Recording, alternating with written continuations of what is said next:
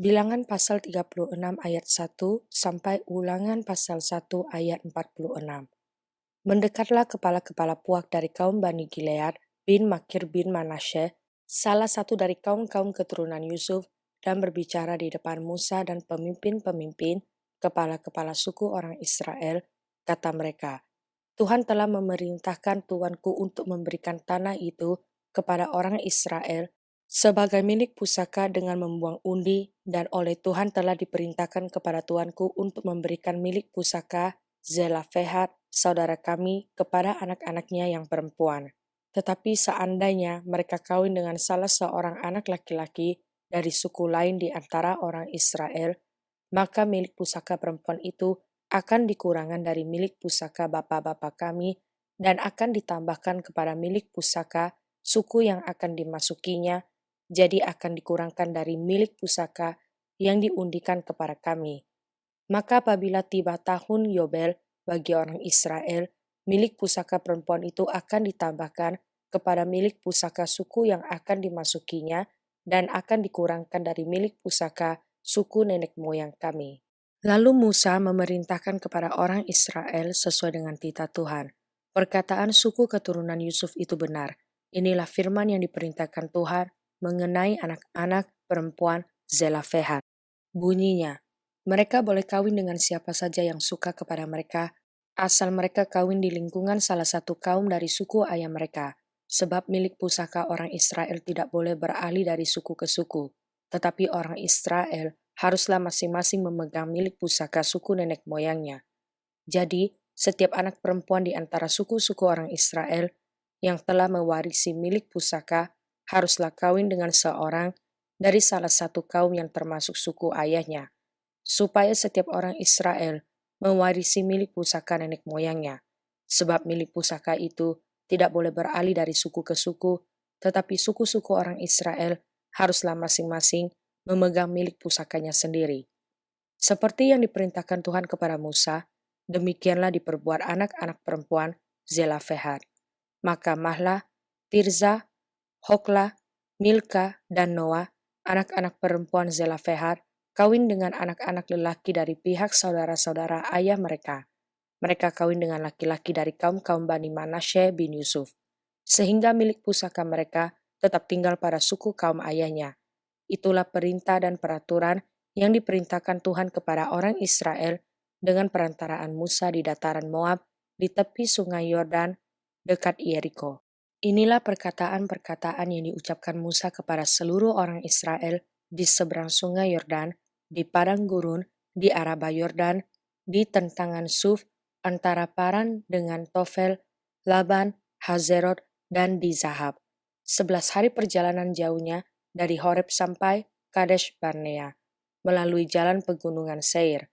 Pada tanggal 1 bulan 11, tahun ke-40, berbicaralah Musa kepada orang Israel sesuai dengan segala yang diperintahkan Tuhan kepadanya demi mereka.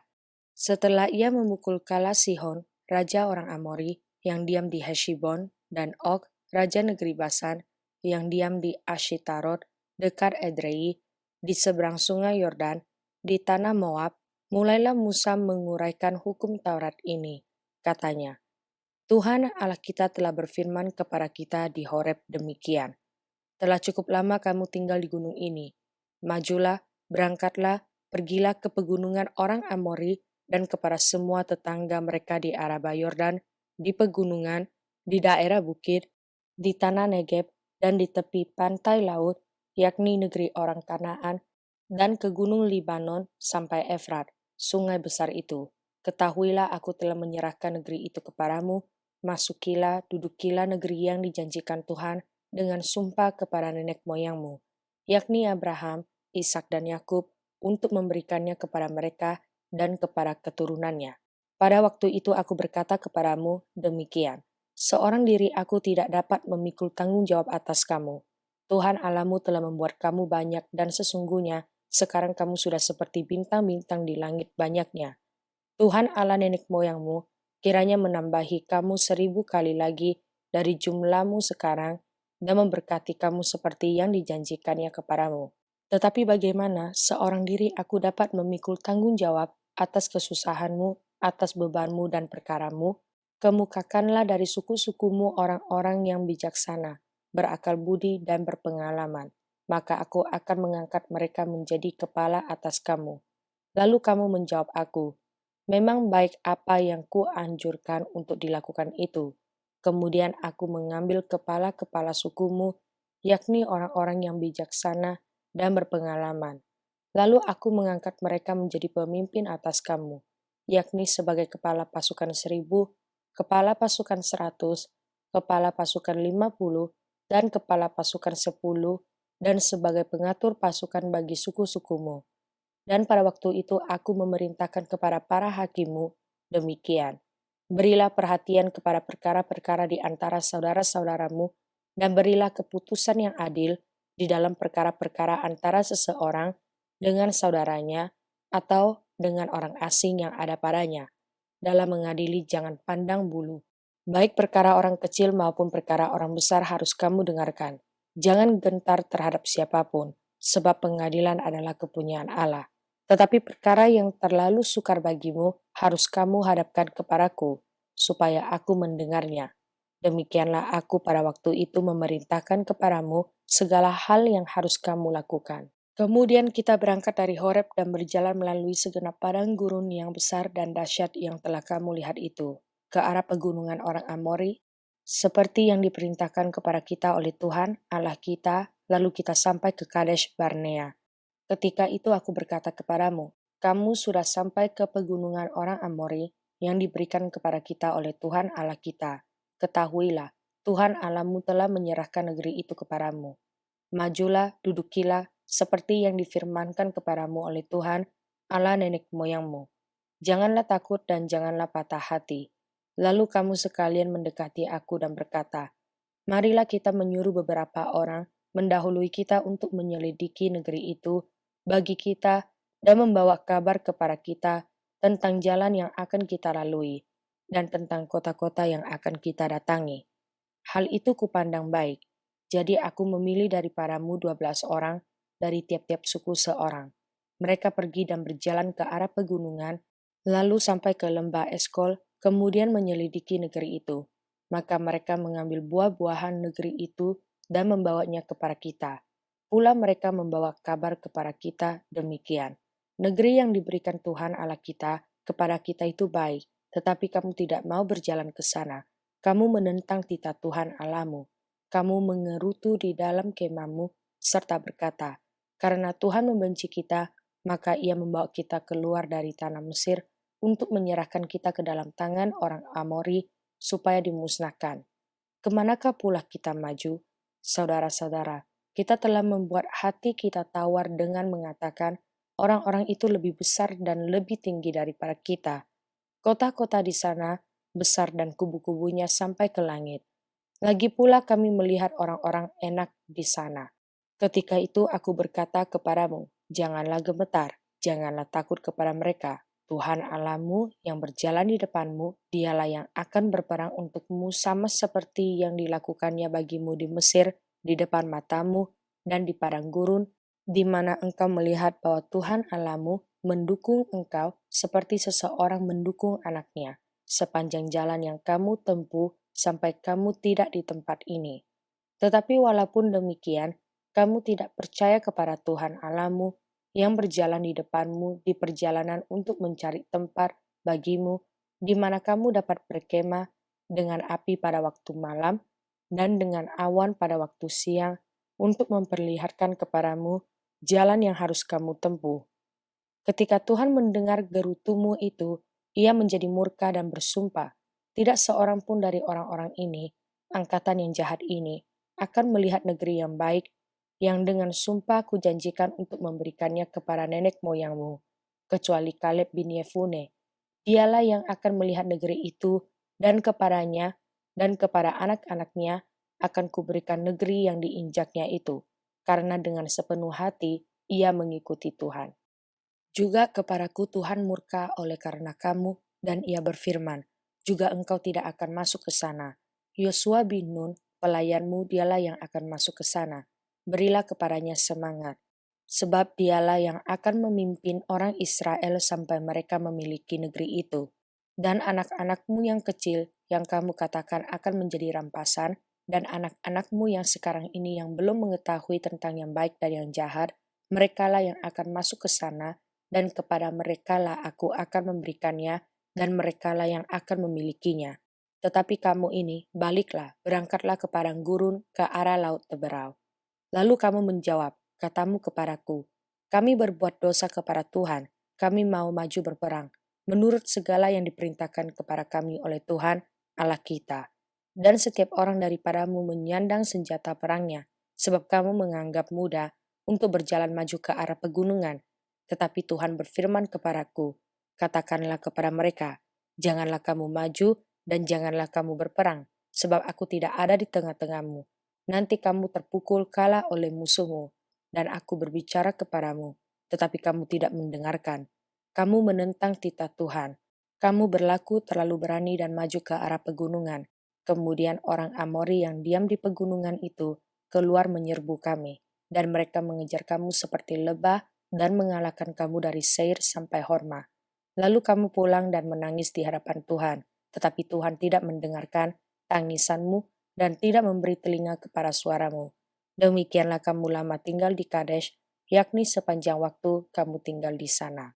Mazmur pasal 39 ayat 1 sampai ayat 7. Untuk pemimpin biduan, untuk Yedutun, Mazmur Daud. Pikirku, aku hendak menjaga diri supaya jangan aku berdosa dengan lidahku. Aku hendak menahan mulutku dengan kekang selama orang fasik masih ada di depanku. Aku keluh, aku diam, aku membisu, aku jauh dari hal yang baik, tetapi penderitaanku makin berat. Hatiku bergejolak dalam diriku, menyala seperti api ketika aku berkeluh kesah. Aku berbicara dengan lidahku. Ya Tuhan, beritahukanlah kepadaku ajalku dan apa batas umurku, supaya aku mengetahui betapa fananya aku. Sungguh, hanya beberapa telempap saja kau tentukan umurku. Bagimu hidupku seperti sesuatu yang hampa. Ya, setiap manusia hanyalah kesia-siaan. Selah. Ia hanyalah bayangan yang berlalu. Ia hanya mempeributkan yang sia-sia dan menimbun tetapi tidak tahu siapa yang meraupnya nanti. Amsal pasal 10 ayat 1 sampai ayat 2. Amsal-amsal Salomo. Anak yang bijak mendatangkan sukacita kepada ayahnya, tetapi anak yang bebal adalah kedukaan bagi ibunya. Harta benda yang diperoleh dengan kefasikan tidak berguna, tetapi kebenaran menyelamatkan orang dari maut. Lukas pasal 4 ayat 22 sampai ayat 44. Dan semua orang itu membenarkan dia dan mereka heran akan kata-kata yang indah yang diucapkannya. Lalu kata mereka, bukankah ia ini anak Yusuf? Maka berkatalah ia kepada mereka, tentu kamu akan mengatakan pepatah ini kepadaku. Hai tabib, sembuhkanlah dirimu sendiri, berbuatlah di sini juga, di tempat asalmu ini. Segala yang kami dengar yang telah terjadi di Kapernaum. Dan katanya lagi, aku berkata kepadamu, sesungguhnya tidak ada nabi yang dihargai di tempat asalnya, dan aku berkata kepadamu, dan kataku ini benar. Pada zaman Elia terdapat banyak perempuan janda di Israel, ketika langit tertutup selama 3 tahun dan 6 bulan, dan ketika bahaya kelaparan yang hebat menimpa seluruh negeri. Tetapi Elia diutus bukan kepada salah seorang dari mereka, melainkan kepada seorang perempuan janda di Sarfat, di tanah Sidon. Dan pada zaman Nabi Elisa, banyak orang kusta di Israel, dan tidak ada seorang pun dari mereka yang ditahirkan, selain daripada Naaman, orang Syria itu. Mendengar itu sangat marahlah semua orang yang di rumah ibadat itu. Mereka bangun, lalu menghalau Yesus keluar kota dan membawa dia ke tebing gunung. Tempat kota itu terletak untuk melemparkan dia dari tebing itu, tetapi ia berjalan lewat dari tengah-tengah mereka, lalu pergi. Kemudian Yesus pergi ke Kapernaum, sebuah kota di Galilea, lalu mengajar di situ pada hari-hari Sabat. Mereka takjub mendengar pengajarannya, sebab perkataannya penuh kuasa. Di dalam rumah ibadat itu ada seorang yang kerasukan setan, dan ia berteriak dengan suara keras, "Hai engkau Yesus orang Nazaret, apa urusanmu dengan kami? Engkau datang hendak membinasakan kami? Aku tahu siapa engkau, yang kudus dari Allah." Tetapi Yesus menghardiknya, katanya, "Diam, keluarlah daripadanya." Dan setan itu pun menghempaskan orang itu ke tengah-tengah orang banyak, lalu keluar daripadanya, dan sama sekali tidak menyakitinya. Dan semua orang takjub, lalu berkata seorang kepada yang lain.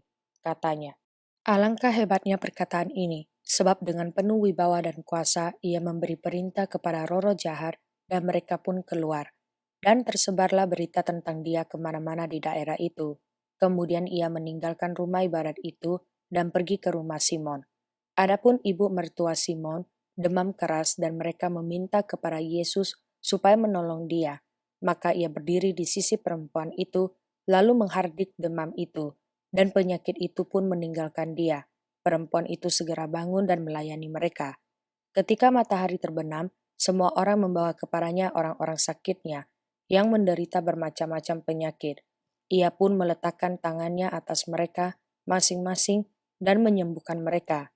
Dari banyak orang keluar juga setan-setan sambil berteriak, "Engkau adalah anak Allah." Lalu ia dengan keras melarang mereka dan tidak memperbolehkan mereka berbicara, karena mereka tahu bahwa ia adalah Mesias. Ketika hari siang, Yesus berangkat dan pergi ke suatu tempat yang sunyi. Tetapi orang banyak mencari dia, lalu menemukannya dan berusaha menahan dia supaya jangan meninggalkan mereka. Tetapi ia berkata kepada mereka, "Juga di kota-kota lain, aku harus memberitakan Injil Kerajaan Allah, sebab untuk itulah aku diutus." Dan ia memberitakan Injil dalam rumah-rumah ibadat di Yudea.